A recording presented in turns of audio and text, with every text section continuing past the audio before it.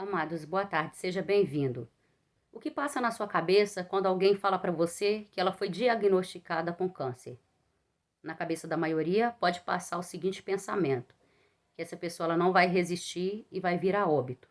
Mas eu quero falar para você que o diagnóstico precoce, ele salva a vida. Quanto mais cedo a pessoa for diagnosticado e iniciar o tratamento, mais chance essa pessoa tem de ser curada, ou até mesmo de salvar a sua vida. E um dos tratamentos que é utilizado para o tratamento do câncer é a quimioterapia. A grande maioria dos diagnósticos de câncer, a pessoa ela faz o tratamento através de quimioterapia. O câncer, na verdade, são células do nosso corpo que se divide e se multiplica, criando uma mutação, e essas mutações transformam-se em tumores. E para combater o câncer, na maioria das vezes é utilizado um tratamento chamado de quimioterapia. A quimioterapia, existe vários tipos de quimioterapia, que eu não vou saber falar para você que o termo técnico, porque eu não sou da área da saúde, mas baseado na experiência que tenho passado com o meu filho, tem a quimioterapia que a pessoa faz no hospital e retorna para casa no mesmo dia, e também tem a quimioterapia que a pessoa precisa ficar internado para que seja administrado ali essa quimio. Quimioterapia, tem pacientes que fazem vários ciclos. Tem pacientes que fazem menos ciclo. No caso do meu filho, ele fez 4, mas já conheci paciente que fez 6, fez 8 e fez até mais ciclo de quimioterapia. Então, depende de cada caso, de cada diagnóstico e do tratamento que o médico ali, que está na frente, vai estar propondo para o paciente. Uma quimioterapia mais agressiva, e os efeitos da quimioterapia pode ser queda de cabelo, mudança nas unhas, perda de peso, perda de apetite, pode ser afta, feridinha pelo corpo, ressecamento da pele, a pele fica mais escura. Então, são vários sintomas. Dependendo de cada paciente, eles vão sentir o efeito da quimioterapia. Porque a quimioterapia, ela vai atacar as células ruins do corpo, que causa o câncer. Só que na maioria das vezes ela acaba também, por tabela, matando as células boas. Então, quando mata as células boas, o corpo ele reage dessa forma, apresentando aí alguns sintomas. O meu filho de 3 anos e meio, ele foi diagnosticado com retinoblastoma, um tipo de câncer ocular que é muito comum em criança de 0 a 5 anos de idade. É um câncer muito raro, porém comum nessa faixa etária de idade.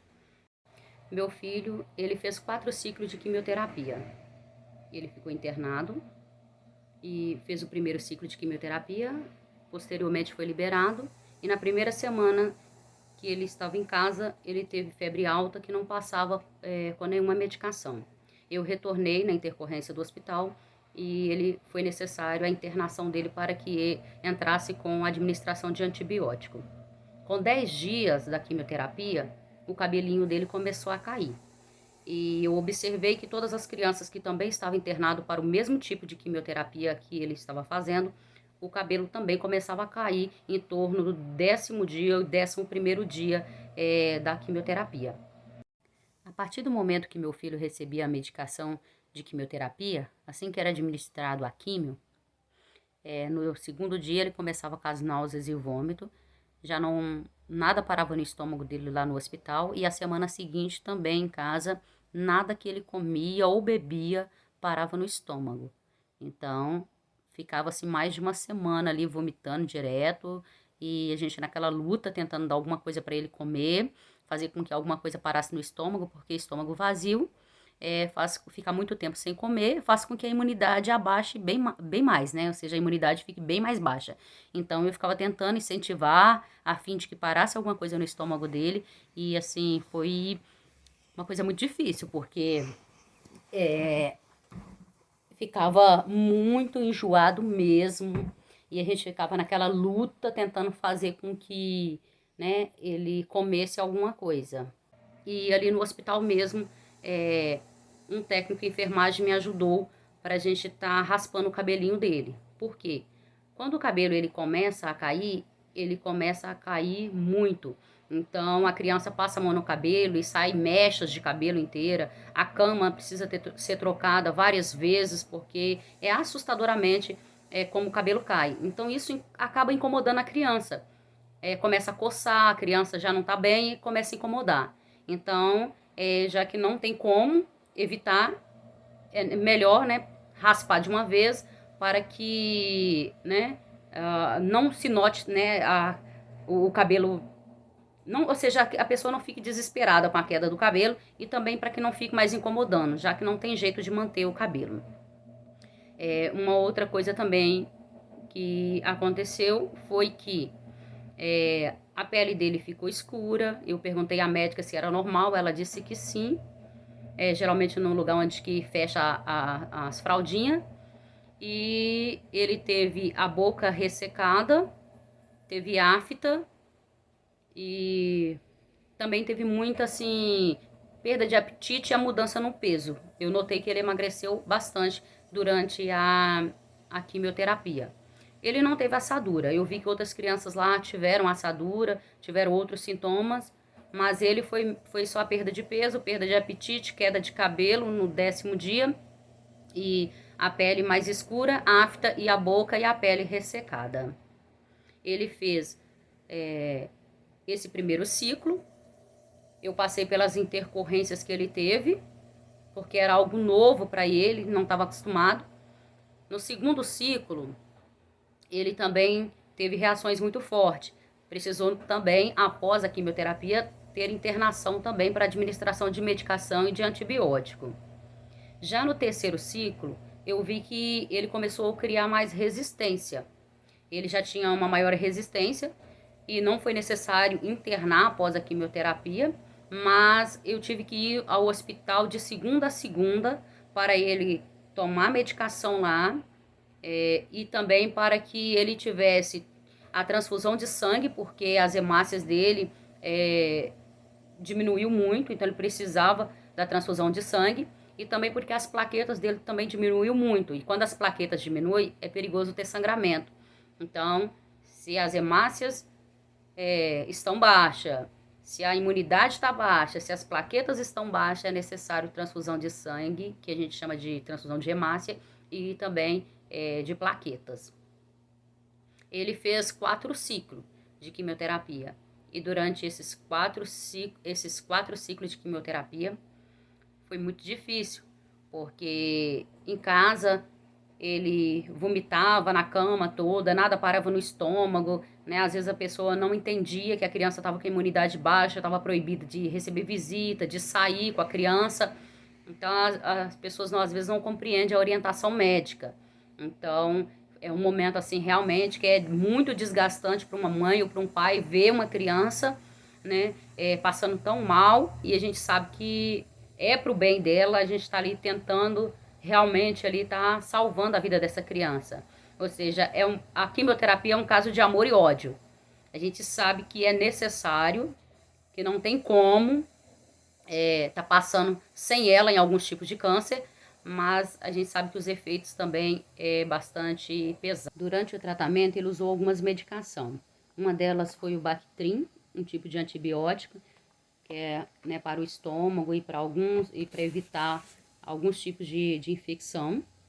Ele utilizou também um tipo de creme para a pele, porque a pele fica muito ressecada e a pessoa que está em quimioterapia não pode estar utilizando qualquer tipo de hidratante, então tem que ser o que a médica prescreveu, o que a médica orientou.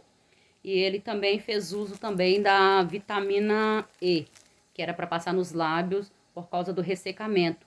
E quando eu passava manteiga de cacau, ele ficava muito enjoado, sentia náuseas, e a médica orientou, então, tá utilizando essas cápsulas de vitamina E para passar na boquinha dele.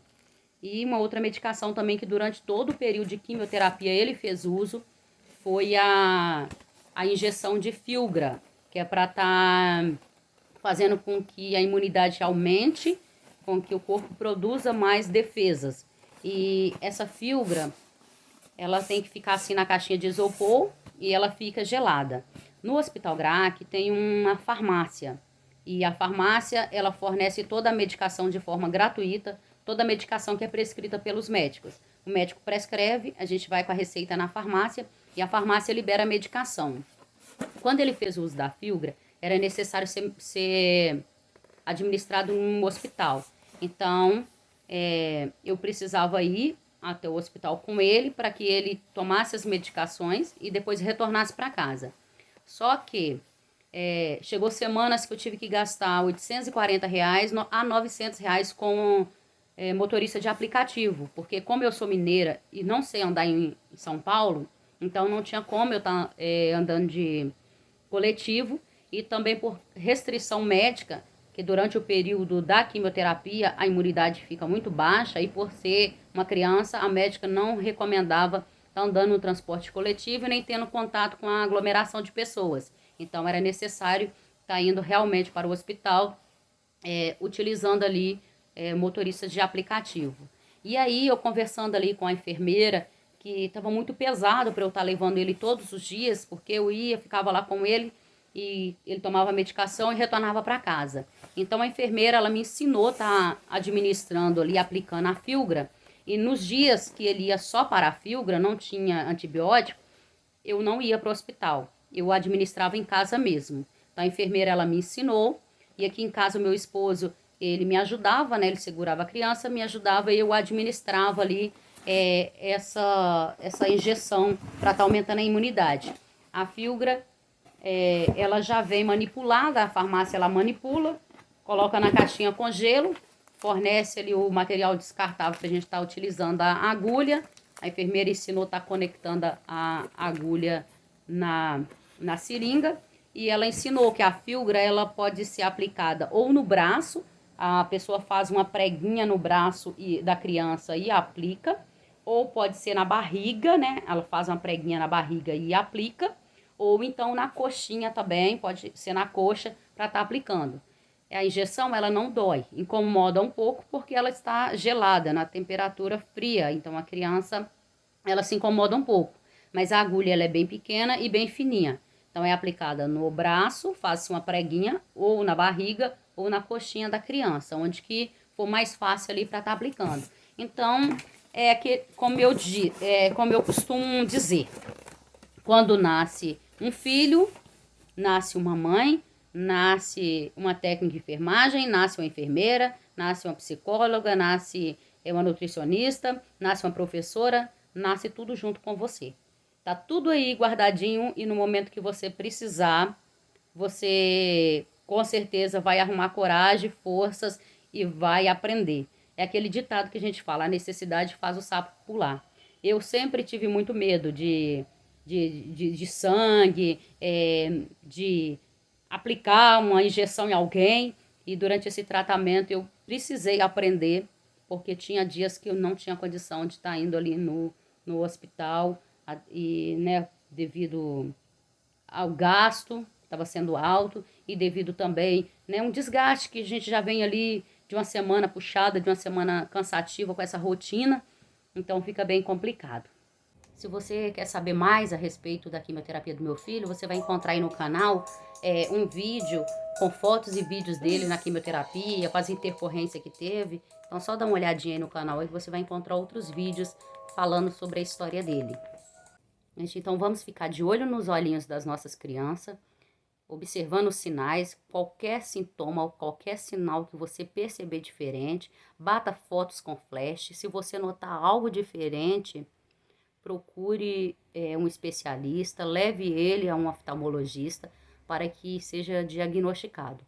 Quanto antes for diagnosticada a retinoblastoma, você terá mais chances de cura e pode evitar até a enucleação do olho, que foi o que aconteceu com meu filho, tá? Então vamos ficar de olho nos olhinhos das nossas crianças. Dá tchau, Azaf. Dá tchau, beijo.